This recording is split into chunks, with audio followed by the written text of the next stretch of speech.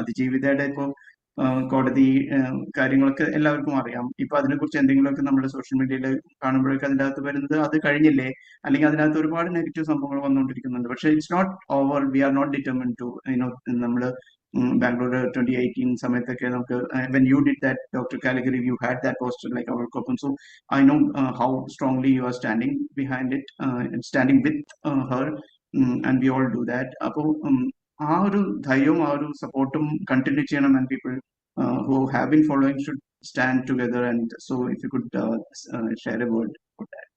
സ്ത്രീകൾക്കെതിരെയുള്ള അതിക്രമം ഇപ്പോഴും വളരെ സ്ട്രോങ് ആയിട്ട് നടക്കുന്ന ഒരു സൊസൈറ്റിയാണ് നമ്മുടേത്.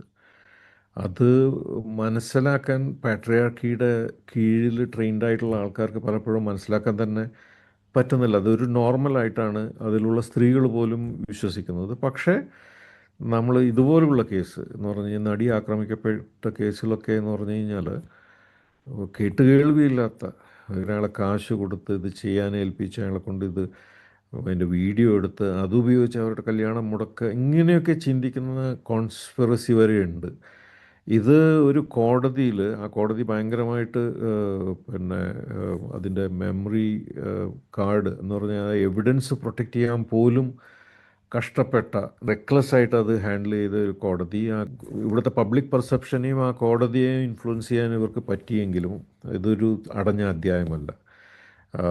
3 തവണ, അത് ഒരു തവണ 5 മാസത്തോളം ഈ തെളിവ് പിന്നെ ചില ഉദ്യോഗസ്ഥരുടെ കയ്യിലും വീട്ടിലുമായിരുന്നു എന്നാണ് പറയുന്നത്. അപ്പോൾ അതിനെതിരെ പൊരുതാൻ തന്നെയാണ് തീരുമാനം. ഇതിൽ ഒരു പെർസെപ്ഷൻ അവിടെ ഉണ്ടാക്കി വെച്ചിട്ടുണ്ടാവും. കാശും ഈ കണക്ടിവിറ്റിയും അതേപോലെയുള്ള ഈ അസോസിയേഷനൊക്കെ വെച്ചിട്ട്, രാഷ്ട്രീയക്കാരുമായിട്ടുള്ള ബന്ധങ്ങളൊക്കെ വെച്ചിട്ട് ഇതൊക്കെ ഇപ്പം ഹങ്കി ഡോറിയാണ്, പ്രശ്നമൊന്നുമില്ല എന്നുള്ള രീതിയിൽ. പക്ഷേ ഇന്നും നമ്മൾ മനസ്സിലാക്കണം, പകുതിയിലധികം ജനങ്ങൾ ചിലരുടെ സിനിമകൾ കാണില്ല എന്ന് തീരുമാനിച്ചിരിക്കുകയാണ്. 10-12 സിനിമകൾ നിരനിരയായിട്ട് തോൽക്കാൻ കാരണം എന്ന് പറഞ്ഞാൽ അത്ര ആ കൺവിക്ഷനാണ്.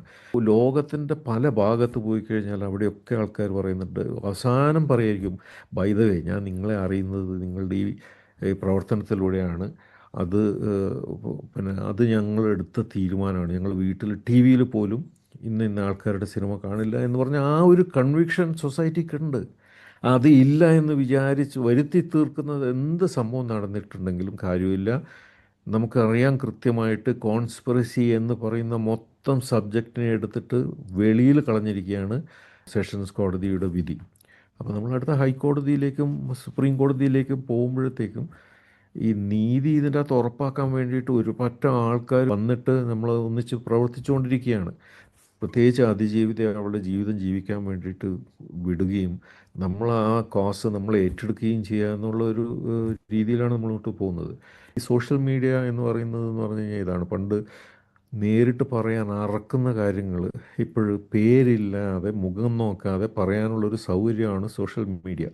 അപ്പം കാശ് വാങ്ങിയ കുറച്ച് ആൾക്കാരും കാശ് വാങ്ങിയിട്ട് ഒരുപാട് ആൾക്കാരെ വെച്ചിട്ട് കമൻസും മറ്റൊക്കെ എഴുതിക്കുന്ന ഒരു കാലമാണ്, ബോട്ടുകൾ വരെ. എന്നാലും ഇത് എന്താണ് ഈ സൊസൈറ്റിയിൽ നടന്നുകൊണ്ടിരിക്കുന്നത് എന്നുള്ള ഡീപ്പ് കൺവിക്ഷനുള്ള കുറേ ആൾക്കാരുണ്ട്. അവരിതിനൊരു ഫൈറ്റ് ചെയ്തുകൊണ്ടേയിരിക്കും. പ്രത്യേകിച്ച് സ്ത്രീകൾ അവരെ രണ്ടാംകിട സിറ്റിസൻസാക്കി മാനിപ്പുലേറ്റ് ചെയ്യുന്ന കാര്യങ്ങളാണ് ഇവിടെ നടന്നുകൊണ്ടിരിക്കുന്നത്. അതിനുള്ള ഫൈറ്റ് തുടർന്നുകൊണ്ടേയിരിക്കും.